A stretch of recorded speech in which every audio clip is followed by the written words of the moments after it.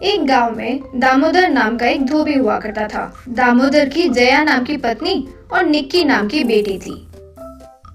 जया हर दिन सुबह उस गांव के घर घर जाकर मैले कपड़े लेती थी। उन्हें अपने झोपड़ी के आगे एक डेरे में डालती थी।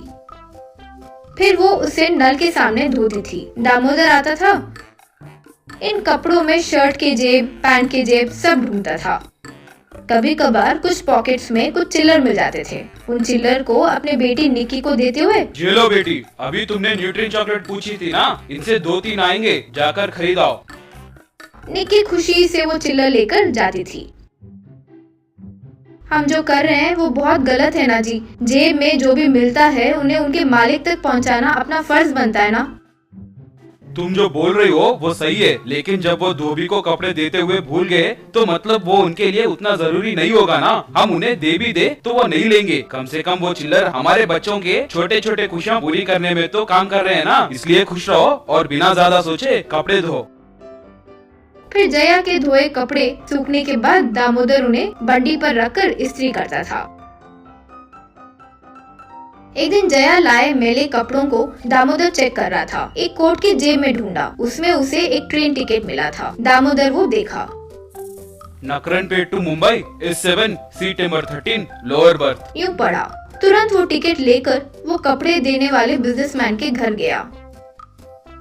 दामोदर उस घर के सिक्योरिटी गार्ड से, भाई, कल मेरी पत्नी आपके ओनर का सूट लेकर आई थी, उसमें ये ट्रेन टिकट मिला था। आज ही दोपहर शायद उनका सफर होगा, ये उन्हें दे दो भाई। हाँ क्या? हमारे सर को अभी अभी हार्ट अटैक हुआ है और उन्हें अस्पताल ले गए हैं। वैसे वो क्यों ट्रेन में मुंबई जाएंगे? चाहे तो फ्लाइट में या हेलीकॉप्टर में ही जाते थे ना। दामोदर को कुछ समझ नहीं आया। ठीक है, मैं कब से मुंबई देखना चाहता था, अब फ्री रिजर्वेशन टिकट मिला है, इससे बेहतर अवकाश नहीं मिलेगा, इसे क्यों वेस्ट करे। दामोदर एक बड़ा हैंडबैग लेकर ट्रेन में चढ़ गया। फिर अपनी सीट पर बैठा।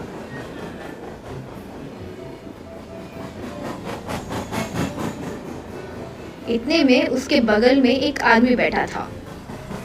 वो चुपचाप दूसरे प्रयाणिक से छिपाकर दामोदर के पेट पर एक गन रखा। दामोदर डर गया। वो दामोदर के कान में, जैसे कहा वैसे ही आए। बैग में पैसे भी लाए हो लगता है। ये बैग मुझे दे दो और नेक्स्ट कंपार्टमेंट में मौजूद अपने बेटे को ले जाओ। दामोदर को पूरी बात समझ आ गई। तब दामोदर सोचकर, देखो, मेरे बैग में जो है वो कटरर और कर्चीफ है, सोच रहे हो क्या? करेंसी नोट है। जब तक मेरे बेटे को दिखाओगे नहीं, मैं तुम्हें ये बैग नहीं दूंगा। ठीक है, चलो। कहकर वो दामोदर के पीछे एक रिवॉल्वर रखकर बिना किसी के नजर आए नेक्स्ट कंपार्टमेंट तक ले गया। उस कंपार्टमेंट में एक छोटे लड़के के साथ एक और गुंडा मौजूद था। दामोदर वो लड़के को देखकर, क्या भाई, ये मेरा बेटा नहीं है, इसके लिए मैं 10 करोड़ रुपए क्यों दूं?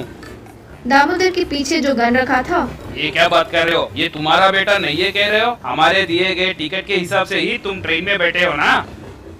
वही मुझे नहीं समझ आ रहा है। मेरे बेटे को उठाने वाले तुम लोग नहीं हो, ये बात मुझे समझ आ गया। आप लोगों को अब भी यकीन नहीं हो रहा है तो उस लड़के से ही पूछ लीजिए।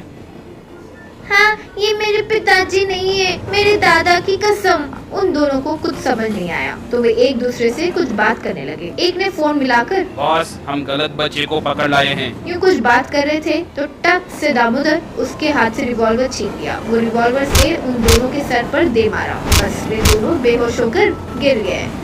इतने में ट्रेन एक स्टेशन पर रुकी।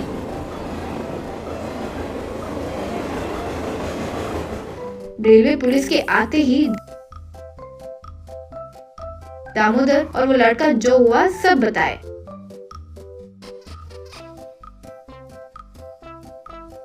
वे उन गुंडों को अरेस्ट कर लिए। 2 दिन के बाद वो लड़की के पिता, वो जिला का SP, वो लड़का सब दामोदर के धोबी घाट पर आए।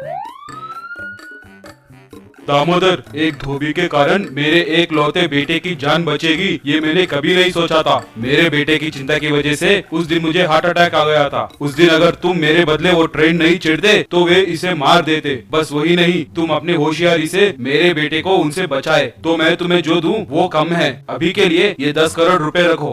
कहकर उसे एक चेक दिया। बस वही नहीं दामोदर, तुमने काफी धैर्य और साहस से एक डेंजरस गैंग को पकड़वाया है, इसलिए तुम्हें गवर्नर मेडल देकर अभिनंदन करते हैं। वो सुनकर दामोदर, उसकी पत्नी जया और बेटी निक्की बहुत खुश हुए। जल्दी दामोदर उस गांव में एक बड़ा सा घर बना लिया, रेंज रोवर कार खरीदा। लेकिन फिर भी इस्त्री करना बंद नहीं किया। सूट पहनकर ही इस्त्री करता था। और तो और जेब की तलाश करने की उसकी आदत भी नहीं गई थी। वो देखकर जया निक्की बहुत हंसते थे।